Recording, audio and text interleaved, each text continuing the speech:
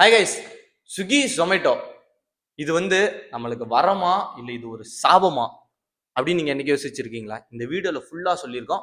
இந்த வீடியோ ஃபுல்லா பாருங்க. ஸ்விக்கி ஜொமேட்டோல நீங்க எல்லாம் ஃபுட் ஆர்டர் போடுறீங்க. ஓகே ஃபைன், அது ஒரு வரம். ஏன்னு சொல்றேன் தெரியுமா? இப்போ உங்க பக்கத்து கடை மூடி இருக்குன்னா நீங்க ஒரு 2 3 ஒரு 5 கிலோமீட்டர் தாண்டி போய் உங்களால வாங்க முடியல அப்படின்னா நீங்க ஸ்விக்கி ஜொமேட்டோல ஆர்டர் போடுறீங்க, அது வருது. ஓகே, இது நமக்கு ஒரு கிடைச்ச வரனே சொல்லலாம். இது ஏன் தெரியுமா நான் சாபுன்னு இன்னொரு இடத்துல சொல்றேன்? இப்ப இருக்க ஜென்ரேஷன் என்ன தெரியுமா பண்றாங்க? பக்கத்துல இருக்க கடைக்கு கூட ஸ்விக்கி ஜொமேட்டோல ஆர்டர் போடுறாங்க. வெறும் 2 கிலோமீட்டர் இருக்க கடையே தெரியாம இருக்காங்க. செகண்ட் பாயிண்ட் என்னன்னா, இப்போ நம்ம வீட்டுல அம்மா அப்பாவுக்கு உடம்பு சரியில்லைன்னா நம்மளால சமையல் செஞ்சு சாப்பிட முடியாது. கொஞ்சம் ஒர்க் போறவங்க இருப்பாங்க, இல்ல ஸ்கூல் போறவங்க இருப்பாங்க, அதனால செய்ய முடியாது. ஓகே ஃபைன், இது ஒரு வரம். ஏன்னா நம்ம ஸ்விக்கி ஜொமேட்டோல ஆர்டர் போட்டுக்கலாம். ஆனா இப்ப இருக்க காலகட்டத்துல என்ன தெரியும் பண்றாங்க? அம்மா அப்பாவே சமைக்கிறது இல்ல, ஸ்விக்கி ஜொமேட்டோல ஆர்டர் போட்டு குழந்தைக்கு கொடுத்துட்றாங்க. இது ஒரு சாபம் தான் சத்தியமா. தேர்ட் பாயிண்ட் என்னன்னு பாத்தீங்கன்னா, வேர்ல்டு ஹெல்த் ஆர்கனைசேஷன் என்ன தெரியுமா சொல்றாங்க? ஒரு 7 8 மணிக்கு மேல சாப்பிடவே கூடாதுன்னு சொல்றாங்க. ஆனா நம்ம என்ன தெரியுமா பண்றோம்? ஒரு 10 மணி ஆனா மெசேஜ், உங்களுக்கு 50% கூப்பன் கார்டு கொடுத்துருக்கோம் அப்படின்னு சொல்லி ஸ்விக்கி ஜொமேட்டோல ஒரு இது. அப்புறம் 12 மணிக்கு ஒன்ஸ், 3 மணிக்கு ஒன்ஸ். வேர்ல்டு ஹெல்த் ஆர்கனைசேஷன் என்ன தெரியுமா சொல்றாங்க? நீங்க நைட்டு சாப்பிடவே கூடாதுன்னு சொல்றாங்க. ஏன் தெரியுமா?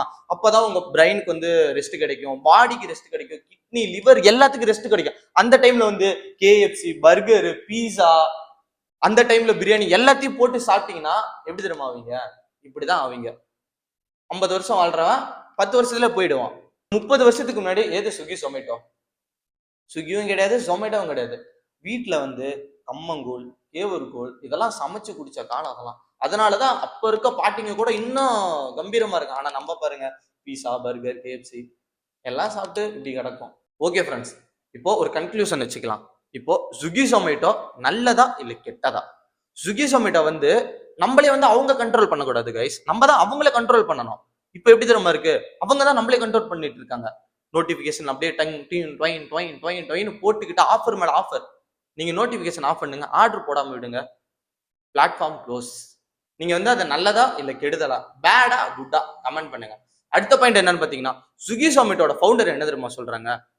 இன்னும் ஒரு 10 15 வருஷத்துக்கு அப்புறம் உங்களோட லைஃப் சர்க்கிளே அவங்க சேஞ்ச் பண்ணிடும்னு சொல்றாங்க. லைஃப் ஸ்டைலே எப்படின்னா, நீங்க காலையில சாப்பாடு சாப்பிட்டுருப்பீங்க, சரி ஓகே, காலையில இட்லி, மதியம் சாப்பாடு, நைட்டு பூரி இல்ல சப்பாத்தி, இந்த மாதிரி நீங்க ஏதோ சாப்பிட்டுருப்பீங்க. ஆனா இன்னும் ஒரு 10 வருஷத்துக்கு அப்புறம் காலையில பர்கரு, மதியம் கேஎஃப்சி சிக்கனு, இல்ல நைட்டு பீஸா, இந்த மாதிரி அவங்க சொல்றதான் நீங்க சாப்பிடுவீங்க அப்படின்னு அந்த ஃபவுண்டர் சொல்றாங்க.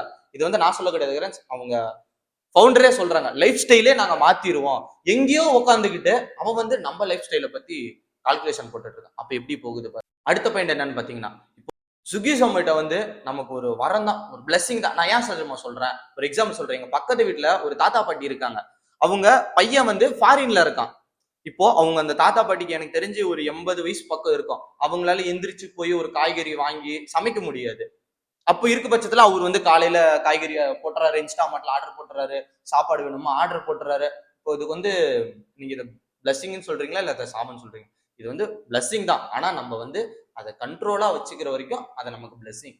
அது என்னைக்கு அளவு மீந்தா அமிர்தமும் நஞ்சாகும்னு சொல்லுவாங்க. எல்லாமே ஒரு அளவு தான். அளவு மீறி தாண்டி போயிடுச்சுன்னா நீங்க அடிக்டட். ஓகே ஃப்ரெண்ட்ஸ், இந்த வீடியோ எண்டுக்கு வந்தாச்சு. ஒரு கன்க்ளூஷன்.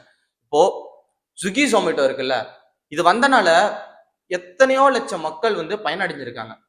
ஒரு ஃபுட்டு சாப்பிட்றதா இருக்கட்டும். ஏன்னா நம்ம வீட்டில் அவ்வளோக்கு டேஸ்டிலாம் செய்ய தெரியாது. அதனால ஓகே, கடையில் வாங்கி சாப்பிட்றாங்க, இந்த மாதிரி பயனடைஞ்சிருக்காங்க. அதை தாண்டி எவ்வளோ மக்கள் ஒரு கம்பெனிக்கு போய், ஒரு கார்பரேட் கம்பெனியில் மிஞ்சி போனா 20,000 அதிகபட்சம். அந்த 20,000 சம்பளம் கிடைக்கவே நீங்க நாக்கு தள்ளிடும். ஆனா இப்போ இன்ஸ்டாமார்ட்டா இருக்கட்டும், ஸ்விக்கியா இருக்கட்டும், ஜொமேட்டோவா இருக்கட்டும், ராபிட்டா இருக்கட்டும், ரெட் டாக்ஸியா இருக்கட்டும், இந்த மாதிரி ஆப்ல நீங்க ஒர்க் பண்றதுனால உங்களுக்கு ஒரு நாளைக்கு 1000 ரூபாய், ஒரு நாளைக்கு 1000 ரூபாய். நீங்க டேஸ் எடுக்குது, ஒரு மந்த்துக்கு உங்களுக்கு 30,000 ரூபாய் பக்கம் ப்ராஃபிட்டே நிக்குது. No investment. உங்க பைக்கு பெட்ரோல் இருந்தா போதும். இந்த மாதிரி அவங்க அவங்க வீடு கட்டுறதா இருக்கட்டும், இந்த மாதிரி பல கனவுகளை அடைஞ்சிருக்காங்க. எல்லாத்தையுமே விட்டுரு ப்ரோ. ஸ்விக்கி, ஜொமேட்டோ, ராபிட்டா எல்லாமே ஆப் வந்தது இந்த டைமுக்கு ஒரு நல்லதுதான். ஆனா நீங்க அதை எப்படி யூஸ் பண்றீங்கன்னு பொறுத்துதான் இருக்கு. அதை தாண்டி நீங்க கண்ட்ரோல் பண்ணுங்க. அவங்க நம்மளே கண்ட்ரோல் பண்ணுங்க. வில் ஸ்மித் ஒருத்தர் சொல்லியிருக்க என்ன சொல்லியிருக்காருன்னா, அவங்க நம்மளே கண்ட்ரோல் பண்ணக்கூடாது, நம்ம தான் வந்து கண்ட்ரோல் பண்ணணும். அவர் வந்து யாரை மீன் பண்ணியிருப்பானா, ரோபோட். அதே தான் நான் இப்போ இங்க என்ன சொல்ல வரேன்னா, ஒரு டெக்னாலஜி, ஒரு அந்த பிளாட்ஃபார்ம்ங்கிறது ஒரு டெக்னாலஜி தான். அந்த ஃபுட்டு அந்த அந்த பிளாட்ஃபார்மை வந்து நம்ம தான் கண்ட்ரோல் பண்ணணும். என்ன பண்ணணும், என்ன பண்ணக்கூடாது அப்படின்னு. அவங்க வந்து நம்மளே கண்ட்ரோல் பண்ணக்கூடாது. ஓகேவா கைஸ்? இந்த மாதிரி மோர் இன்ஃபர்மேஷன் உங்களுக்கு தெரியும்னா நம்ம சேனல் வந்து சப்ஸ்கிரைப் பண்ணிக்கோங்க. நம்ம நெக்ஸ்ட் கண்டென்ட்ல பார்க்கலாம். பை.